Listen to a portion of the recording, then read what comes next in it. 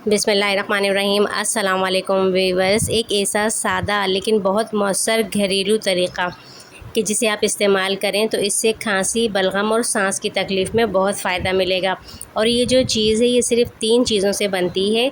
वो 3 चीज़ें जो हैं बड़ी आसान सी हैं, आपको घर में मिलेंगी। काली मिर्च और पुदीना।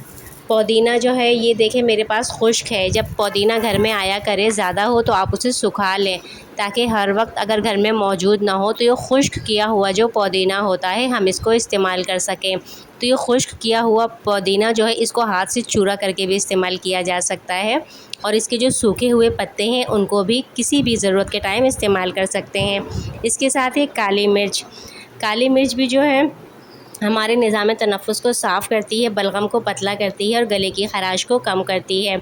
इसके साथ जो है नौशादर हमने लिया है। नौशादर जो है ये भी पुराने वक्तों से बलगम ख़ारिज करने के लिए इस्तेमाल होती है। फेफड़ों की जमी हुई रतूबत को नरम करती है ताकि आसानी से बलगम ख़ारिज हो सके। और पुदीना कुदरती तौर पर ठंडक देता है, सांस को खोलता है, गले की जलन में आराम देता है। तो अब हमें बताएं किस तरह आपको ये बनाना है।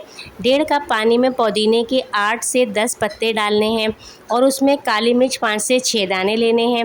आपने पुदीना और काली मिर्च को 1.5 कप पानी में पकने देना है। जब वो 1 कप रह जाता है तो इसको छान लेना है। छानने के बाद उसमें 1 चुटकी नौशादर मिलाना है। उसके बाद इस कहवे को दिन में 2 दफ़ा इस्तेमाल करें। इंशाअल्लाह आराम आएगा, सांस खुलेगी और बलगम भी ख़ारिज होगी।